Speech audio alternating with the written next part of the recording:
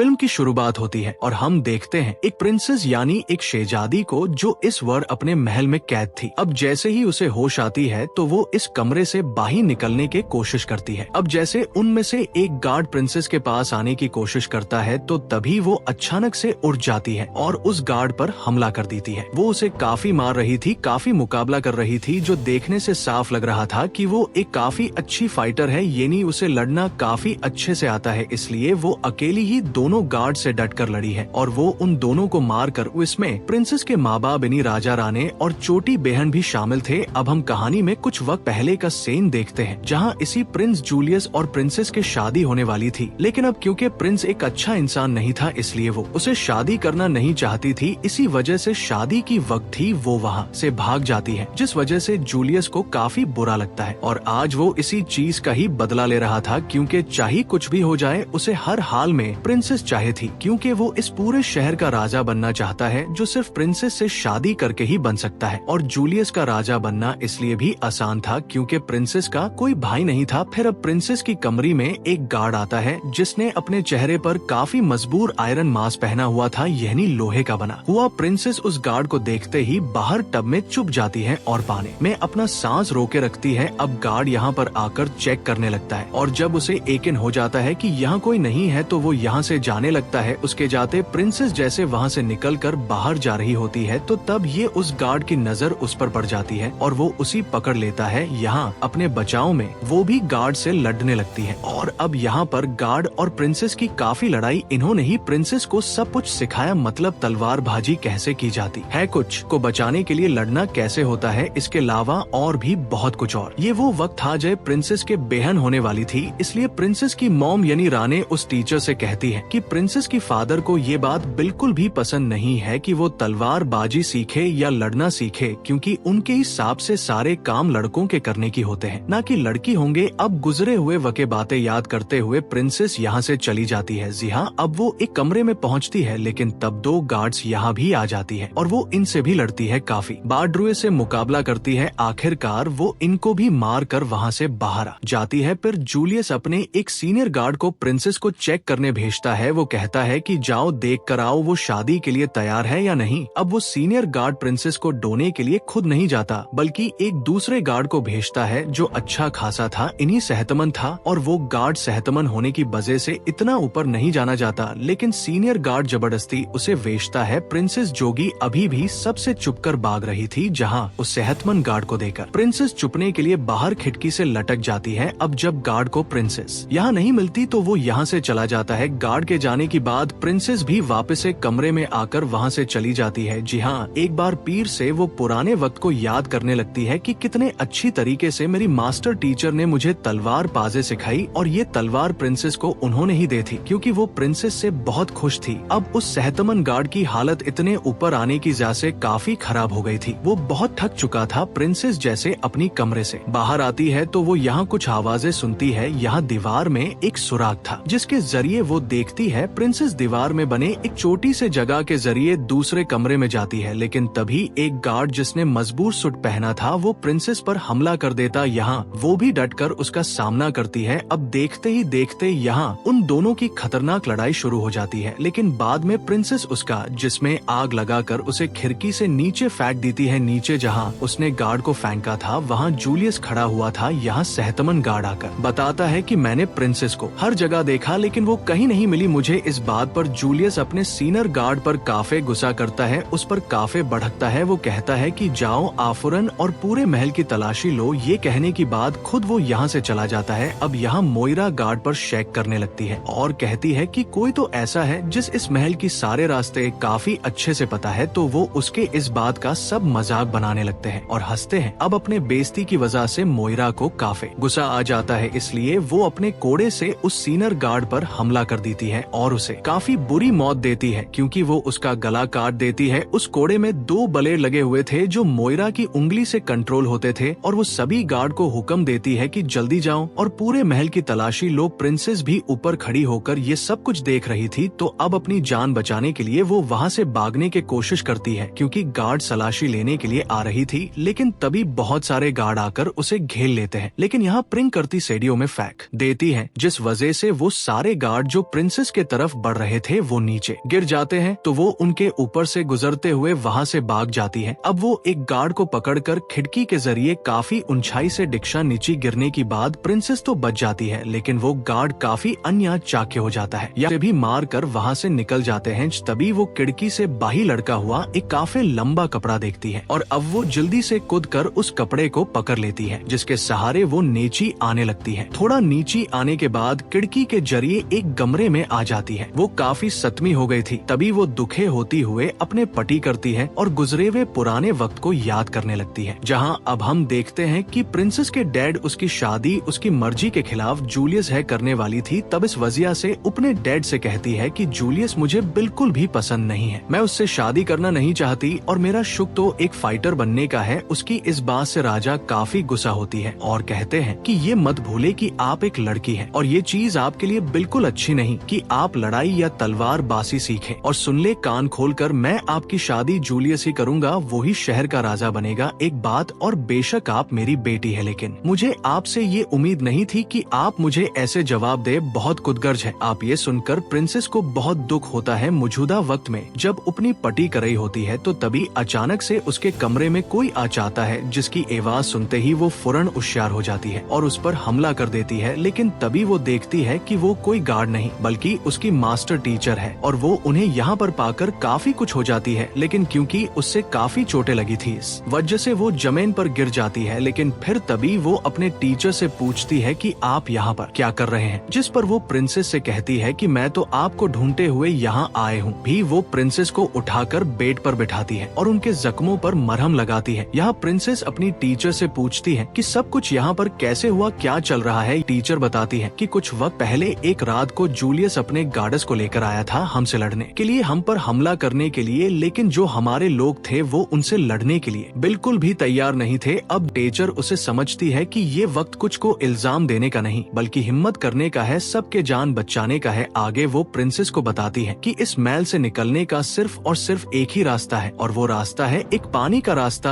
और वो दोनों वहाँ से निकलकर किचन की तरह बढ़ती है, जहाँ वो देखती है कि जूलियस की सारे गार्ड्स तबाही मचा रहे हैं। यहाँ 3 गार्ड्स मिलकर एक औरत को पकड़ लेती है और उसके साथ काफी बुरा सलूक करती है। ये देखकर चुपके चुपके से वो दोनों वहाँ आती है और गार्ड्स पर हमला कर देती है। वो उस औरत को भी कहती है कि पीछे एक रास्ता है, वहाँ से तुम भाग जाओ। और वो दोनों एक एक करके सभी गार्ड्स का मुकाबला करती है, उनसे लड़ती है। जाहिर सी बात है वो काफी बहादुर थी, इसलिए वो गार्ड्स को मारती जा रही थी। एक बचा हुआ गार्ड जैसे उन पर हमला करने जा रहा था तो तब इतनी ही देर में वहाँ आ जाती है मोइरा, जो पीछे से अपने कोड़े के जरिए उस गार्ड को मार देती है ताकि वो गार्ड प्रिंसेस और टीचर के पास ना जाए। और अब यहाँ वो खुद उन दोनों से लड़ती है, जहाँ प्रिंसेस और टीचर डटकर एक साथ उसका मुकाबला करती है। लेकिन तभी मोइरा अपने कोड़े में प्रिंसेस को लपेटकर उसे लटका देती है, जहाँ वो टीचर प्रिंसेस को बचाने के लिए मोइरा से लड़ती है। अब गला घुटने की वो यहाँ से भाग जाए। अब यहाँ टीचर्स प्रिंसेस को कहती है कि तुम अकेली है, ये गिलबर्ट प्रिंसेस मना कर देती है कि वो टीचर के बगैर सुपरवाइजर बहरता जाना नहीं जाती थी। यहाँ टीचर उसे काफी शते हैं, आपको यहाँ से जाना जरूरी है, आपको अपने फैमिली को बचाना है, मैं अकेले यहाँ रुक कर मोरा का सामना करूंगी। ये प्रिंसेस उनकी बात मार लेती है और अकेली ही यहाँ से जाने के लिए तैयार हो जाती है और वो उसी पानी के रास्ते से बाहर आ जाती है। वो उस जेल तक पहुँच जाती है जहाँ उसकी फैमिली कैद थी। प्रिंसेस देखती है कि यहाँ पर 3 गार्ड्स मौजूद हैं जो उनकी फैमिली पर नजर रखने के लिए यहाँ पर बैठे हुए हैं। तीनों गार्ड्स यहाँ पर शराब पी रहे थे, कोई गेम खेल रहे थे। तभी प्रिंसेस उनके पास जाकर शराब का एक ग्लास पीती है और एकदम सही उन पर हमला करके उन्हें मारने लगती है। सब एक गार्ड से लड़कर वो अपनी फैमिली को जेल से बाहर निकाल लेती है। यहाँ प्रिंसेस के डैड अपनी बेटी को उन गार्ड से लड़ता हुआ देखकर काफी हैरान हो गई थी। अब जब वो अपनी फैमिली को वहाँ से ले जा रही थी कि तब ये अचानक से यहाँ और गार्ड्स आ जाते हैं जो उन लोगों पर हमला करके उन्हें भी होश कर देते हैं। अब प्रिंसेस को जैसे होश आती है तो वो खुद को जूलियस के सामने बंधा हुआ पाती है। यहाँ उसके साथ उसकी पूरी फैमिली भी थी। प्रिंसेस के टीचर को भी ले आती है। यहाँ प्रिंसेस जूलियस से कहती है कि मैं तो दिन रात आपके बारे में ही सोचती रहती हूँ। तब वो पूछता है कि क्या सोचती रहती है तुम मेरे बारे में, जिस पर वो कहती है कि मैं आपको मारने के अलग अलग तरीके सोचती रहती हूँ और जूलियस मुझे उस टाइम का भी सब्र से इंतजार है जब मैं तुम्हारा धड़कता हुआ दिल अपने हाथों में पकड़ूंगी। ये सुनकर जूलियस को काफी गुस्सा जाता है, इसलिए वो कहता है कि मैं प्रिंसेस से नहीं बल्कि उसकी छोटी बहन से शादी करूंगा, क्योंकि ऐसा करने से भी तो मैं राजा बन जाऊंगा। खैर फुरोनी बार जूलियस प्रिंसेस को मारने का हुक्म दे देता है। तब जूलियस की बार सुनकर वो पनी टीचर को इशारा करती है, यानी कि आप मेरी बहन को लेकर पीछे के रास्ते से निकल जाएं। जैसे प्रिंसेस सबसे लड़कर सबका ध्यान भड़काती है तो इतने ही देर में टीचर उसकी बहन को लेकर वहाँ से भाग जाती है, जिसकी बार गार्ड प्रिंसेस को उठाकर खिड़की से बाहर फेंक देता है और वो सीधा जाके गहरे पानी में गिरती है। पानी में जाते ही कुछ देर के लिए वो भी होश हो जाती है, लेकिन फौरन ही बाद वो होश में आ जाती है और याद करती है कि अभी मैंने अपनी फैमिली को बचाना है, उनके लिए लड़ना है और तो अपने पूरे शहर को बचाना है। ये बातें याद आती है। अपने हाथ में बनी हुई रस्सी को पानी में ही पड़े कांच एक टुकड़े से काट लेती है। ऐसा करते ही वो पानी से बाहर आ जाती है। अब जूलियस प्रिंसेस के माँ बाप को पेडियो में बंद करके एक चर्च में लाता है, जहाँ पहले से ही बहुत सारे लोग मौजूद थे। नर्सल वो यहाँ पर प्रिंसेस की छोटी बहन से शादी करने के लिए आया था। यहाँ आते ही फौरन वो प्रिंसेस की बहन को ढूंढने का हुक्म दे देता है। अब प्रिंसेस वापस से महल आ जाती है, जहाँ सामने से गार्ड उस पर हमला करने के लिए आता है, लेकिन तभी हम दिखते हैं कि प्रिंसेस की छोटी बहन वो उसे गार्ड पर फेंक देती है, जिस वजह से उसकी मौत हो जाती है। तब इतने ही देर में वो टीचर भी यहाँ पर आ जाती है, जिन्हें देखकर प्रिंसेस काफी खुश हो जाती है, लेकिन वो इस बात से दुखी थी कि काश अगर मैंने जूलियस से शादी कर ली होती तो आज मुझे ये दिन ना देखना पड़ता। तीनों यहाँ से चले जाती है। प्रिंसेस और उनकी टीचर छोटी बहन को ऐसे जगह पर लाती है जहाँ पर बहुत सारे हथियार पड़े हुए थे जो जंग के टाइम काम आते थे। प्रिंसेस और टीचर जंग वाले कपड़े पहनकर बिल्कुल तैयार हो जाती है, क्योंकि प्रिंसेस की बहन को भी उन कपड़ों का शौक था, इसलिए वो भी अब अच्छी से तैयार हो जाती है। अब वो दोनों प्रिंसेस की बहन को यहीं पर रुकने का कहकर वहाँ से चली जाता है, क्योंकि उसे तो यही लग रहा था कि प्रिंसेस मर चुकी है। तब यहाँ वो अपने और गार्ड्स उन दोनों से लड़ने के लिए बाहर भेजता है। उधर चिपके से प्रिंसेस की बहन चर्च में आती है और वहाँ बैठे टीचर की साथी को कॉल देती है, लेकिन तब कुछ कार्डर्स को मारने के बाद वो टीचर अंदर जाने लगती है। लेकिन मेरा उनकी रास्ता रोकने के लिए कुछ काप के साथ वहाँ खड़ी हो जाती है, लेकिन टीचर उनसे काफी लड़ती। तब यहाँ टीचर के साथी भी लड़ने के लिए पहुँच जाते हैं। अंदर चर्च में भी सभी लोग आपस में लड़ रहे थे, जहाँ प्रिंसेस भी अंदर जाने की कोशिश करने लगती है, लेकिन तब भी यहाँ पर मोइरा जाती है, जो प्रिंसेस को रोकने के लिए उसे अपने कोड़े से डराने की कोशिश करती है। चर्च में जूलियस राजा पर हमला कर देता है। तब ये देखकर टीचर उन्हें बचाती है और खुद जूलियस से लड़ने लगती है, जबकि बाहर प्रिंसेस और मोइरा में भी काफी खतरनाक लड़ाई चल रही होती है। जहाँ कभी मोइरा प्रिंसेस पर भारी पड़ रही थी तो खूब संभी प्रिंसेस मोइरा पर, लेकिन बाद में प्रिंसेस मोइरा का गठन को कोड़े में लपेटी कर उसे वहाँ लटका देती है। ये करने की बाद उसे कोड़े को कोहिश से मोरा की मुंह हो जाती। उसे मारने के बाद प्रिंसेस अंदर जाती है और देखती है कि जूलियस ने उनके टीचर पर हमला कर दिया है। लगता है कि उसने टीचर काफी साखमी है। वे देखकर प्रिंसेस काफी दुखी हो रहा था कि उसकी टीचर जो जख्मी होकर वहाँ गिर गई है वो मर चुकी है। इतनी देर में टीचर का साथी यहाँ पर आकर उन्हें अपने साथ ले जाता है, जिसके बाद अब चर्च में सिर्फ जूलियस और प्रिंसेस ही बचते हैं। और अब इन चर्च से बाहर सबकी सामने आ जाते हैं, जहाँ प्रिंसेस अपने घुटने टेकर जूलियस के सामने बैठी हुई थी। जूलियस ने भी अपनी तलवार को